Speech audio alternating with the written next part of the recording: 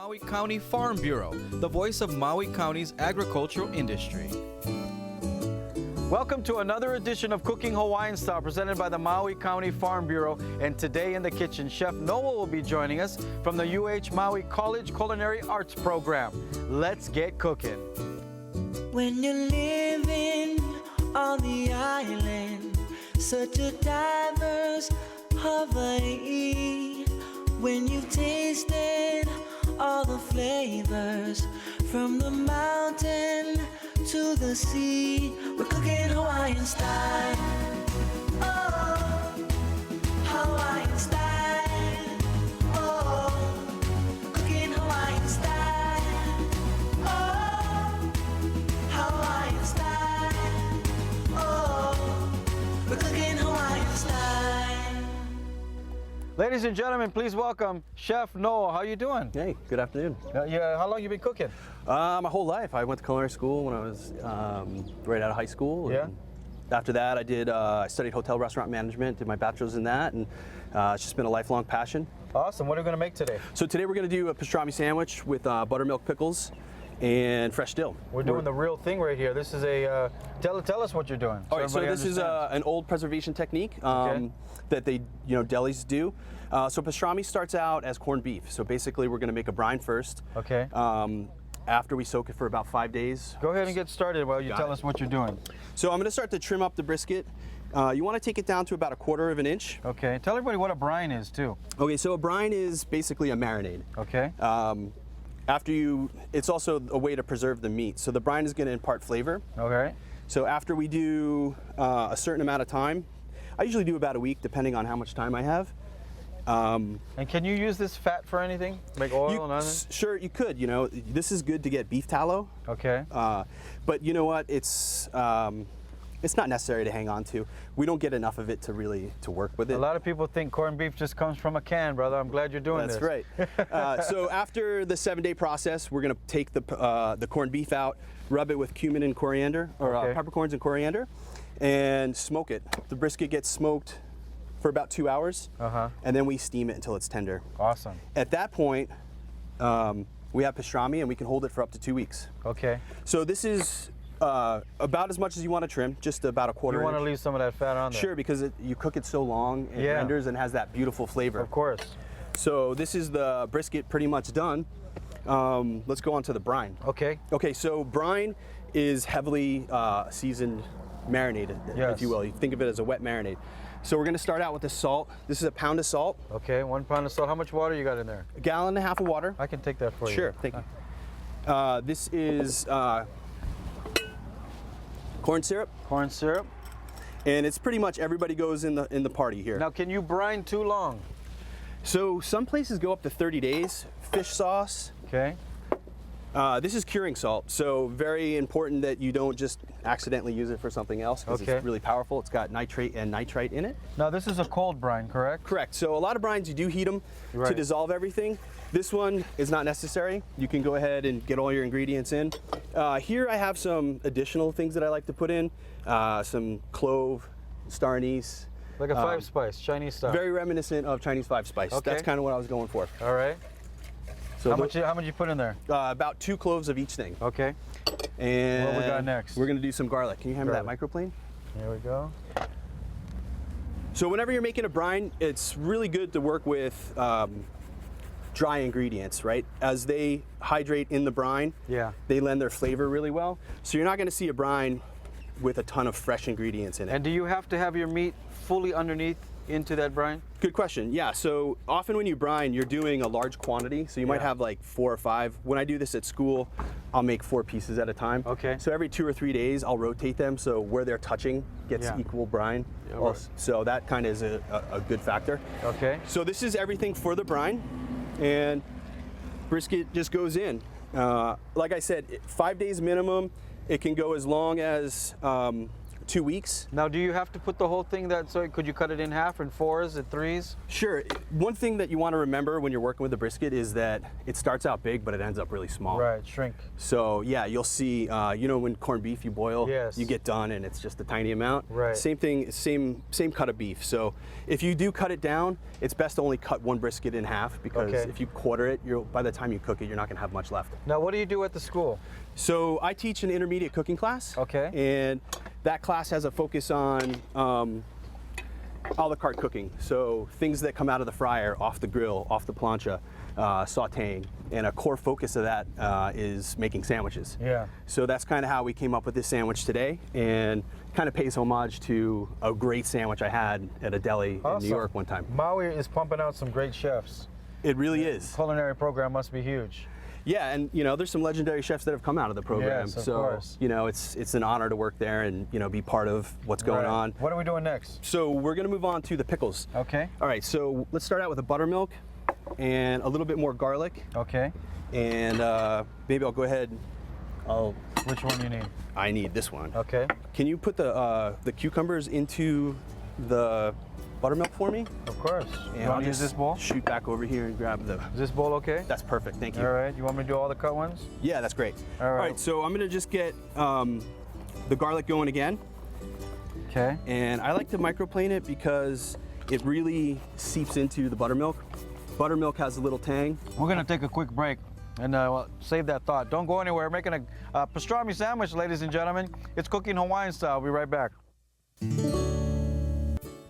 Welcome back to Cooking Hawaiian Style. We got our brisket, our pastrami. Look, that's what it looks like. It looks amazing. You got the buttermilk, pickled cucumbers. What do you got there? So buttermilk, garlic. I'm gonna season it with a little salt and pepper. Okay, and I'm gonna do the spread for your sandwich. Thank you. All right, so you tell me. A little bit of caraway seed. This kind of helps bring in that rye bread flavor. Okay. So what you got there is buttermilk, or what you got there is stone ground mustard, Okay. Dijon mustard, and this is a paste, harissa, anchovy, Meyer lemon that's been preserved, sort of these little umami bombs, if you will. Okay. And I'm just gonna get some dill in here. This is a good idea right here. This looks good. So this is this kind of gives you the buttermilk, the dill pickle vibe happening. And then we got some hot oil on the stove because we're gonna do some ulu chips. I'm gonna drop some ulu chips Drop right some now. ulu in there. That should take real quick. For those of you who don't know what ulu is, it's breadfruit. Okay, you can find it on a lot of stores now, but these are some of my favorites. You want to get that oil smoking hot like that. You see that? All right, you think that's good enough, Chef? That's perfect. For our spread? Yeah. Okay. So I'm gonna go ahead and spread for you. Okay. thank you. What do we got next? I'm gonna move on to the brisket. Okay. And so the brisket has been steamed until tender, so it's a Okay. little bit jiggly right now. Get this off. How's that? You like it full like that? Oh yeah, perfect. Okay. I like a lot of mustard. Okay, there's one. Me too. Okay. All right, so we're just gonna carve the pastrami. I like to hit it in the middle because you got two points meeting together here. You have the deckle and the Man, that flat. looks so good. So you got the fattier, and then you have the lean. And I don't know if you guys can see, but we got all that juice flowing. That looks happening. amazing. Good job with So that important with pastrami, or anytime you're working with a brisket, is you want to be cutting across the grain. one. Okay. So that's what I'm doing right now, and I like kind of thick chunks. Me too. A lot of times people are cutting their pastrami super thin, and I kind of figure I like it. If it's tender, you Yes. can cut it thicker. All right. We're gonna use this one here All right. because I messed that one up, but that's okay, right? Yeah, that's fine with me. We'll do it as a All real right, so deal ulu here. chips are coming up right now, looking good. All right. How long do you think those ulu chips are gonna take? When you're at 350, 375, should take no more than 2 minutes. Okay. So this has been about a minute. Chef, you don't mind? I'm gonna plate some of these pickles. Perfect. What a great, simple idea for. So I'm gonna start putting together pickles. this sandwich here, Okay. and we're gonna Look at go in with the pastrami, nice and thick. How's that right there? Is that good enough? That's beautiful. And we're gonna go actually right on top of this with the pickles as well. Okay. I'll put that. Wow, look at that. You wanna put that down? Yeah, Go ahead. I hope you like a lot. I love it. Is that good? A lot there? Yep. We're actually gonna top it off with some more fresh dill, just to really push Ooh, that looks the fresh good. flavor. Wait, let me try a piece of that. Oh, I'm gonna try a piece of this. get the fatty and the lean. Oh my gosh. That is really good. All right. Good job. So to finish this sandwich, really simply, I just like to pick a little bit more dill, get it right on top, and it just drives home that note. So we got the buttermilk pickles. We have our house cured mustard, stone ground with harissa and Meyer lemon, and that's the pastrami sandwich with fresh buttermilk pickles. The ulu chips, I made a little rub, and this is sea salt, dehydrated vinegar, salt and pepper. So just like salt and pepper or salt and vinegar potato chip, we got salt and pepper, salt and vinegar ulu chips. Ulu, one of the healthiest things you can eat in the world. All right, you want to cut that in half? Yeah. And then we'll get, let me put the ulu on here, just so everyone can see it, if that's okay. Beautiful. Like that. How's that? All right, so if anybody wants to, go to school with you, what do they got to do? So they can register at UH Maui and sign up for the culinary program. Look at that. Huh? Look at that. I'm going to take a big bite. I want to thank you, though, for joining us, because I know, so we got one of your other colleagues coming in here, right? Yeah, so Chef Peter Pak. He's, Okay. he also teaches, we teach second semester, first year college students. Okay, so he's going to come in and make some dishes, and we'll bring you back at the end to say bye. But right. we have to take a bite of this, because our camera guys are salivating right now. All right. So juicy. Here we go. It's a leaner. I love it. I love the texture with the pickle, the whole buttermilk thing going on in there, and I love that mustard, grainy. It's nice to have the two kinds of mustard. Yeah, totally. What was this again? You added something else to the mustard. So this is a paste of harissa, anchovies, fresh mint, and preserved lemon. So we get a lot of extra Meyer lemon from the farm. Just throw them on sugar and salt, let them go for a few months. So right on. something you might not have in the fridge at home. Thank you so much, Chef. When we come back, we're going to bring in another chef, so don't go anywhere. It's cooking Hawaiian style. This is super good. Yeah, I love it. Welcome back to Cooking Hawaiian Style. In the kitchen, we have Peter Pak from the same program, the UH Maui College Culinary Arts Program. And what are you going to make today? So today we're gonna make a classic Korean dish, mandu. It's a dumpling. A lot of different Asian cultures have their own variation of it, but today I'm gonna show you the Korean version. All right, let's get started. Yeah. What do we need? Okay, so over here we're gonna go and start with the proteins. We've got some ground beef and some ground pork. We're gonna go right in there with those two. All right, I'll Okay. take those. Thank you, sir. And then just moving right along down the line, we've got some minced shiitake mushrooms here. Nice. Now these are fresh. If you can't get your hands on fresh shiitake mushrooms, dehydrated shiitakes work out just as well. You'll probably need to use a little bit less just because they're a little more potent from the dehydration process. Minced garlic. Okay, what do you do at the school? At the school, I teach the batch cookery class, so we're preparing our students to work in the industry in like events, large scale production. Do you got black pepper? Black pepper, yeah, some kosher salt right here. Okay. If it wants to come out, maybe not. So when you say batch, when you're talking about like catering or big hotel type? Hotel, weddings, things like that. A little toasted sesame oil. There you go. Okay. All right, and then finally some scallions or chives. All right, and we got a basket going on to your left over there. That basket, tell everybody what's going on. So over here in the steamer basket, we've got some already made mandu that have been steaming for a couple minutes here. Typically, you want them to go for about 10 to 15 minutes, depending on how hard the water's boiling at. Now, if they don't have a steam basket, what do you suggest? You can boil them at a low boil. Okay. You can also sear them in a pan, or you can even deep fry them in some oil. Yes. So a lot of different options there for you folks. This is probably the healthiest way. Yeah, and this is the way that I was brought up eating in my family. So Okay, so I'm just gonna put on some gloves here. All right. And I'm gonna mix this together. And where can we get the actual wonton wrappers? You know, nowadays they're really accessible in any major market or grocery store, and typically you'll find them close to like where they sell the tofu, miso, things like that. And should they get the round one or the square one? For the mandu, you want to go the round one. Okay. Yeah, but the square one works just as fine. They'll taste just as good. I love mandu. Me too. I think it's such a big Hawaii thing. Yeah, right? It's absolutely. such a big part of our menu. Oh, and also I'm gonna put in this. This is firm tofu. Okay. It's important that you use firm tofu, and before you do this, you want to make sure to squeeze out as much of that excess water as you can. So I'm just gonna squeeze some out here. All right. And that's gonna ensure that your mandu isn't filling up with water when you go to take a bite. And out if of you it. have never bought tofu before, you can get it actually soft, medium, and hard. So when he says you want to get the firm one, it's going to help you bind all that together, huh? Yeah, definitely gonna help bind the product together, for sure. Pretty simple. Yeah, yeah, definitely. And you know, I love mandu because it really reminds me of when I was a kid growing Yeah. up and seeing my mom and all the aunties banging out a bunch of these together. And you know, that's why I love food. It kind of invokes that emotion out of you. You know, I don't think I've ever made a mandu. I'm gonna have to roll with you. Yeah, I think so. We'll have to.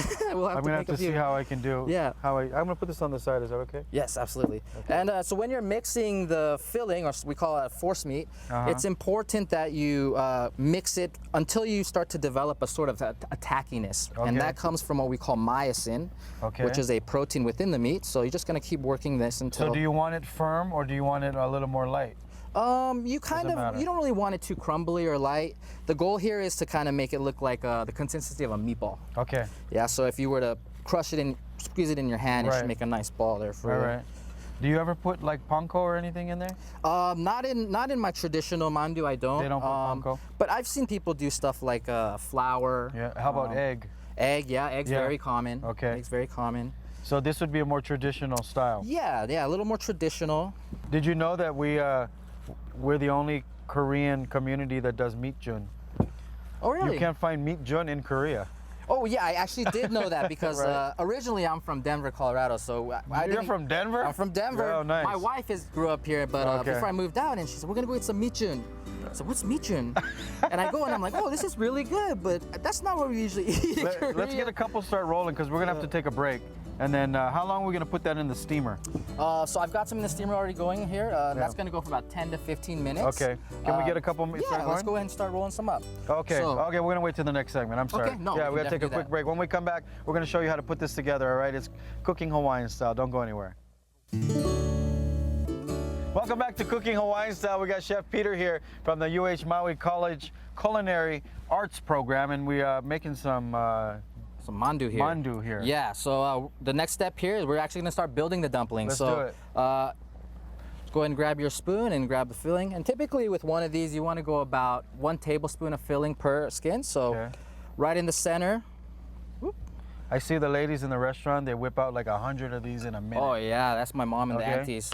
And then you're gonna take your finger, your offhand, you're gonna dip it in some water. Egg wash works as well, but water's definitely cheaper. So Around the edge. always looking about saving that cost. Okay. Okay, and then you're gonna fold it over as if you're gonna do like a half moon or a semicircle. Half moon. And then you're gonna slowly begin to crimp the edges on this side. Okay. You're gonna make rivets.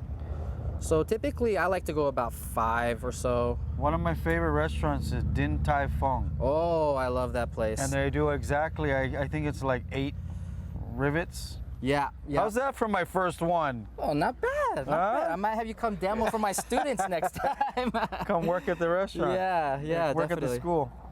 All right. How many different varieties or versions do you think you're doing now? Yeah. How many have you tried? Oh man, countless. Yeah. You know, sometimes we'll throw in some kimchi, some that vermicelli sounds noodles, right? Sometimes you can go all vegetarian, but yeah, you can go seafood if you want to go a little up class, right? Okay, I put too much meat in this, so that's okay. It's okay, just a little more flavor. Yeah, I like them full. You know when you bite them and you get gypped. You don't like get gypped. Where's the rest of the filling? Exactly. All right. Yeah. Let's just make a few here. So we got some hot water going in the basket over there, and we're gonna steam them, right? Yeah, so it's at a full steam right now. So typically, when you have it in a steamer basket, what you're looking for is the steam to start billowing out of the basket, and once that happens, you want to start a timer for about 10 to 15 minutes, and typically that's enough time. I don't know how they do them that fast. Oh, I only did 3, and it's been 2 minutes since. This was one of my chores as a child. Was it? And the great thing about mandu, you know, especially right now, is it's a great activity for you folks to do with your family at home. Yeah. And they freeze really well, right? So you can just stock up your freezer, pull them out, throw them in a soup. There you go. Yeah, it's great. Like a ramen or ramen, salmon, yeah. absolutely, udon. I like mine fried too. Fried, like absolutely. Fried, yeah. Yep, I do them all. All right. If they want to, get involved in the culinary world, how can they get involved? Yeah, so at our culinary program, you can definitely, like Chef Noel said, visit the website. Or if you're nearby campus, you can stop by the registrar's office, and there's more than enough people over there to make sure to take care of you and get that ball rolling. Okay. Yeah? Let's say can we pull out some of those? Yeah. Here, I'm gonna just work on some of these. I'll let you pull that out. Okay. And we can plate. Sounds good. Oh, yours are much nicer than mine. Never mind. Well, you could take credit for those. I'll mix them up here. You won't know Okay. which is yours and mine. So I'm just gonna Alright. go ahead and start plating here. I've got a couple different sauces. Woo, we see that steam. That's a good sign. Okay. And if you don't have a basket, what do you recommend? If you don't have a basket, you can put them in some boiling water. You want to make sure that the water isn't boiling too aggressively, though, as the dough might start to come apart on you. Okay. Boiling them works, but you can just sear them in a pan, throw a little bit of water in the pan, and cover it with a lid for a Okay. few minutes, and that does the same trick as well. Awesome. Yeah. That looks good. And you're doing 2 different sauces for us today. What do you got? Yeah, so the first sauce I'm going to be plating for you folks is more of a traditional Korean mandu dipping sauce. So that's essentially, it's got shoyu, some sesame oil, and a lot of gochugaru, which is a Korean chili pepper powder. Okay. It's one of those things where you have to use gochugaru. You can't just use normal chili powder. It gives it a really different flavor. Those look good, Chef. Yeah.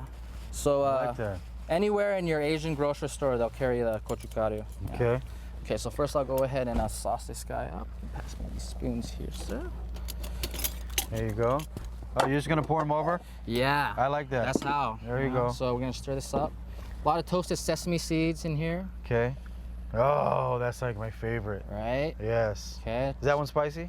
A little bit. More like gochugon one, right? Yeah, it's got a little bit of heat. Okay. And then I'm just gonna finish this off with a little bit of these are just pickled radishes. Love anything pickled. Yeah, me too. right. Just a really simple pickling liquid. Okay. 1 part vinegar, 1 part sugar, 1 part water, a couple tablespoons of salt. Oh, sorry. No, you're good. I'm gonna sneak in here. And then finally, we're just gonna finish this off here with some. Let's get the last one going. Yeah, absolutely. I'm just gonna sneak one in here. I'm sorry. Yeah, and go for try it. one while you're doing this. Yeah. So I please can let do. everybody know because we got about 30 seconds left. Excellent, excellent. Oh, Don't burn your mouth. Don't burn your look at all mouth. that juice. So juicy. Very good, Chef. Tell everybody you. where you're from again. Where you at? Originally, I'm from Denver, but we are here now, and at the Culinary School, you can find me teaching the batch cookery class, 2nd semester, first year Yes. students. All Yeah. right, so make sure you go check them out. Want to thank all of you for watching. I'm going to put the full recipe on our website, so make sure you go get all the ingredients. We got to thank, of course, Chef Noel Chef Noel, for coming in absolutely. here and gave us the pastrami sandwich. And we got to thank UH Maui Culinary Arts Program, and thank you for watching. It's Cooking Hawaiian Style. Wow. This looks really good.